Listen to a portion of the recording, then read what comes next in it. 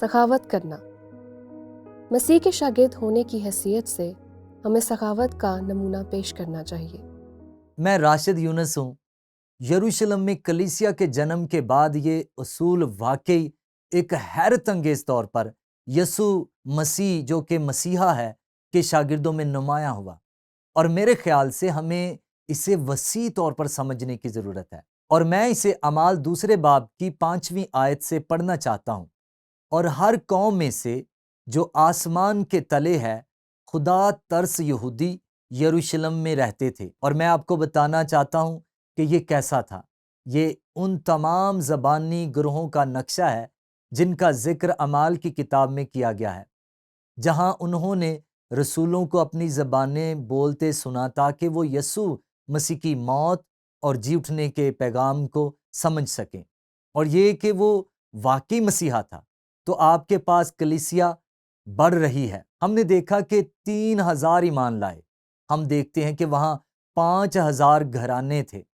ہم دیکھتے ہیں کہ ان معجزات کے بعد بہت سے لوگ ایمان لائے اور کلیسیا پھیل رہی تھی، یہ بڑھ رہی تھی۔ اب ایک بار پھر واپس چلتے ہیں اور حالات کو از سر نو تشکیل دیتے ہیں۔ آئیے واپس اس پہاڑ پر چلتے ہیں جہاں یسوع چڑھے تھے۔ وہ آسمان پر چلا گیا ہے اور وہ اوپر دیکھ رہے ہیں، اور سفید پوشاک میں 2 آدمی ہیں، بلا شبہ فرشتے۔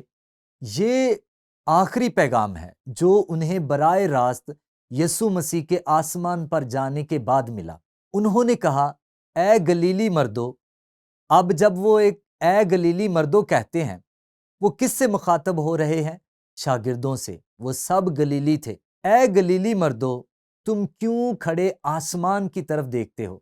یہی یسوع جو تمہارے پاس سے آسمان پر اٹھایا گیا، اسی طرح واپس پھر آئے گا جس طرح تم نے اسے آسمان پر جاتے دیکھا ہے۔ اب ہمارے پاس اس بات کا کوئی ثبوت نہیں ہے کہ پطرس نے اپنے پیغامات میں جو کچھ بتایا کیا ہے، کہ وہ اس حقیقت سے متعلق کسی بھی قسم کی ٹائم لائن کو سمجھتا ہے کہ یسوع مسیح دوبارہ آنے والا ہے، کیونکہ یہ ایک راز ہے جو پورے نئے عہد نامے میں کھلتا ہے، جہاں ہم اس حقیقت کے بارے میں سیکھتے ہیں کہ یسوع کے اٹھائے جانے اور زمین پر ان کی واپسی کے درمیان ایک اہم فرق ہونے والا ہے، اور بلا شبہ پطرس ایک یہودی کے طور پر اس حقیقت کا اشتراک کر رہا ہے کہ نبیوں نے اس وقت کی بات کی تھی جب یسوع مسیح حکومت کریں گے اور حکومت کریں گے اور حکومت کریں گے، اور پطرس اس ہی کا حوالہ دیتا ہے۔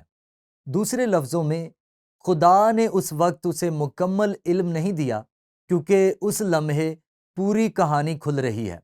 چنانچہ رسول یہ پیغام سکھا رہے ہیں، اور یہ تمام لوگ دنیا بھر سے آئے ہیں، اور یہ وہ پیغام ہے جو انہوں نے آنے والے مسیحا کے بارے میں سنا تھا۔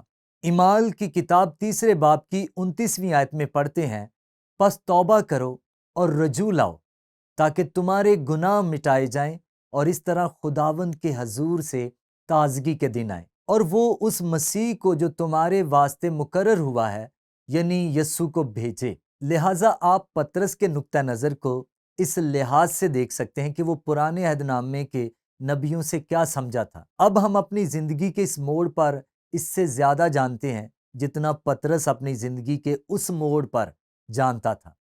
اگرچہ وہ عظیم رسول تھا جسے کلیسیا کے آغاز میں مدد کے لیے چنا گیا تھا، تو ان لوگوں کو کیا پیغام جائے گا؟ کیونکہ یہ کہانی سامنے آ رہی ہے۔ غور کیجئے 4 باب کی 32ویں آیت پر۔ اور ایمانداروں کی جماعت ایک دل ایک جان تھی، اور کسی نے بھی اپنے مال کو اپنا نہ کہا بلکہ ان کی سب چیزیں مشترک تھیں۔ دوسرے لفظوں میں ہم جو کچھ ہوتا ہوا دیکھتے ہیں وہ یہ ہے کہ اگرچہ یہ 50واں دن تھا جب روح القدس آیا، جب آگ جیسی زبانیں تھیں، جہاں یہ تیز ہوا چل رہی تھی، جہاں رسول اٹھے اور سب کی زبانیں بولیں۔ اس کا سیاق و سباق یہ تھا کہ اس 50ویں دن جب انہوں نے مقامی زبانیں استعمال کرتے ہوئے اپنا سامان باندھ لیا اور مصر واپس جانے کو تیار تھے، روم واپس جانے کو تیار تھے، مسوپتامیہ جانے کو تیار تھے، سمندر کے جزیروں پر واپس جانے کو تیار تھے، آپ کیا کرتے؟ میں آپ کو بتاؤں گا کہ میں کیا کرتا۔ میں اس وجہ سے یروشلم نہیں چھوڑ رہا جو میں نے پطرس سے سنا، یعنی یسوع مسیح دوبارہ آنے والا ہے۔ دیکھیں، وہ اس وقت ٹائم لائن کو نہیں سمجھتے تھے، لیکن کچھ بہت دلچسپ ہوا، اور وہ یہ کہ انہوں نے اپنا مال بانٹ لیا۔ اب ان کے دل ٹھیک تھے، ان کے مقاصد کے بارے میں کوئی سوال نہیں ہے، ان کے پاس کل مذہبی نقطہ نظر نہیں تھا، اور اس کے نتیجے میں اس کے تناظر میں ہم ایک زبردست سخاوت کی ایک زبردست مثال دیکھتے ہیں، اور اس کے بارے میں ہم اعمال 3 باب کی 34ویں اور 35ویں آیت میں پڑھیں گے، کیونکہ ان میں کوئی بھی محتاج نہ تھا، اس لیے کہ جو لوگ زمینوں یا گھروں کے مالک تھے ان کو بیچ بیچ کر بکی ہوئی چیزوں کی قیمت لاتے اور رسولوں کے پاؤں میں رکھ دیتے تھے، پھر ہر ایک کو اس کی ضرورت کے موافق بانٹ دیا جاتا تھا۔ اب تصور کریں، یروشلم کے علاقے میں ہزاروں لوگ ہیں جو وہاں نہیں رہتے، وہ جشن میں آئیں گے، 50 روزہ جشن، لہٰذا اس نے رسولوں کے سامنے ان لوگوں کی دیکھ بھال کرنے کا ایک زبردست چیلنج ڈال دیا، اور لوگ اٹھے اور کہنے لگے، جو لوگ آئے ہیں ہم ان کا خیال رکھیں گے، ہم ان کا خیال رکھیں گے۔ اور انہوں نے در حقیقت لفظی طور پر جائیداد فروخت کی، اور یہ وہ جگہ ہے جہاں ہمارے پاس برنباس کے حوالے سے یہ خوبصورت مثال موجود ہے۔ یوسف، یہ اس کا اصل نام تھا۔ یوسف پیدائشی طور پر قبرص سے ایک لاوی، قبرص کے جزیرے سے، دوسرے لفظوں میں وہ ایک خدا سے ڈرنے والا یہودی تھا۔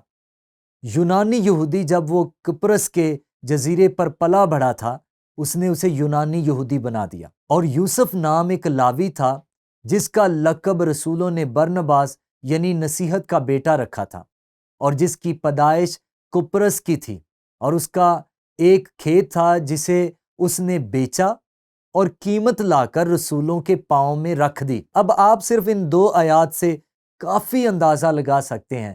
سب سے پہلے، جیسا کہ میں نے کہا، وہ ایک خدا ترس یونانی یہودی تھا۔ ظاہر ہے وہ ایک تاجر بھی تھا جس نے یروشلم میں ریل اسٹیٹ میں سرمایہ کاری کی تھی، اور ویسے اگر آپ یروشلم میں یسوع کے زمانے اور کلیسیا کی پیدائش کے وقت میں جائیداد کی قیمت کا مطالعہ کریں تو آپ کو معلوم ہوگا کہ یہ دولت اور ویلیو کی ایک ناقابل یقین کہانی ہے۔ لیکن غور کریں کہ برنباس نے ایک کھیت بیچا، جس کا مطلب ہے کہ وہ یروشلم کے علاقے میں مزید کھیتوں کا مالک تھا، چنانچہ وہ بہت امیر آدمی تھا، تو اس نے وہ کھیت بیچ دیا، اور وہ اس رقم کی تمام آمدنی لے آیا۔ وہ رقم لے کر آیا، اس کا 10واں حصہ نہیں لایا، 10واں حصہ نہیں لیا۔ ویسے وہ شاید یروشلم میں تھا کیونکہ اس نے اپنے خاندان کو لانے کے لیے دوسرا 10واں حصہ استعمال کیا، کیونکہ وہ قبرص کا ایک خدا ترس یونانی یہودی تھا۔ اس نے غالباً اپنا پہلا 10واں حصہ عبادت گاہ کی دیکھ بھال کے لیے دیا، جہاں بھی اس کا گھر تھا، لیکن اس نے صرف ایک کھیت لیا اور بیچا، اور کل رقم رسولوں کو دے دی اور کہا، ان ضرورت مندوں کا خیال رکھنا۔ اور رسولوں کو اتنا حوصلہ ملا کہ انہوں نے اس کا نام بدل دیا۔ اب مجھے قطعی طور پر یقین نہیں ہے کہ انہوں نے اس کا نام کب تبدیل کیا، لیکن بنیادی طور پر یہ میرے خیال میں اس کی سخاوت کے ساتھ جڑا ہوا ہے۔ آپ اندازہ لگا سکتے ہیں کہ رسولوں کے دلوں میں کتنی حوصلہ افزائی ہوئی، کیونکہ ان کے پاس ان لوگوں کی دیکھ بھال کرنے کا ایک زبردست چیلنج تھا، میز پر روٹی رکھنے کے لیے، ان کی مدد کرنے کے لیے، کیونکہ انہوں نے یروشلم میں رہنے کا فیصلہ کیا۔ ظاہر ہے برنباس ہم سب کے لیے ایک نمونے کے طور پر دلیری سے کھڑا ہے۔ غور و فکر کے لیے ایک بہت ہی دلچسپ سوال ہمارے سامنے آتا ہے، میں اسے غور و فکر کے لیے سوال کہتا ہوں۔ برنباس کی فراخ دلی کا عوامی عمل نجی دینے کے حوالے سے یسوع کی ہدایت سے کیسے مطابقت رکھتا ہے؟ ٹھیک ہے، میں آپ کو واپس لے جاتا ہوں جو یسوع نے کہا تھا۔ اس نے لوگوں سے کہا کہ دائیں ہاتھ کو یہ نہ جاننے دیں کہ بایاں ہاتھ کیا کر رہا ہے۔ اب غور سے دیکھیں تو وہ اپنے خیالات کا اظہار مذہبی رہنماؤں سے کر رہے تھے، اور یہ ہمیں یہ بھی بتاتا ہے کہ انہوں نے صرف یہی وجہ بتائی کہ دکھاوے کے لیے کیا جائے۔ در حقیقت انہوں نے شور مچایا اور سور پھونکا جب وہ سب کے سامنے یہ ظاہر کر رہے تھے کہ وہ لوگوں کا خیال رکھنے میں کتنے فراخ دل ہیں۔ وہ چاہتے تھے کہ لوگ دیکھیں کہ انہوں نے کیا دیا۔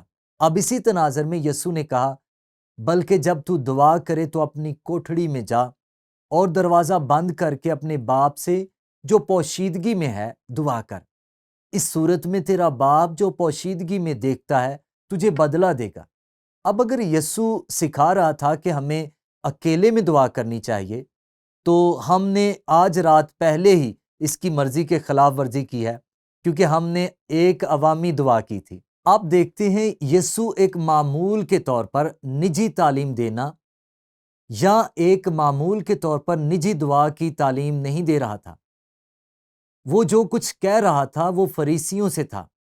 میں آپ کے دینے کی وجہ اور آپ کی دعا کرنے کی وجہ کو دور کرنے جا رہا ہوں۔ وہ جانتا تھا کہ وہ یہ سب کام صرف دکھاوے کے لیے کر رہے ہیں۔ پس جب آپ واپس جائیں گے اور اسے دیکھیں گے تو آپ سمجھ جائیں گے کہ یسوع برنباس کے خلاف تعلیم نہیں دے رہا، کیونکہ برنباس نے کھلے عام یہاں تک کہ پوری دنیا کے سامنے وہ کھیت بیچ ڈالا جو اس کا تھا، منافع لے لیا، لایا اور رسولوں کے قدموں میں رکھ دیا۔ اور یہ رسولوں کے لیے ایک ایسی حوصلہ افزائی تھی، انہوں نے اس کا نام بدل کر برنباس رکھ دیا، جس کا مطلب ہے نصیحت کا بیٹا۔ اب بنیادی طور پر میں صرف یہ کہہ رہا ہوں کہ ہمیں حوصلہ افزائی کے ماڈل کی ضرورت ہے، صرف دعا میں نہیں بلکہ دینے میں۔ اور میں برنباس جیسے لوگوں کا بہت شکر گزار ہوں، جو برنباس نے کیا وہ کرنے کے قابل ہیں۔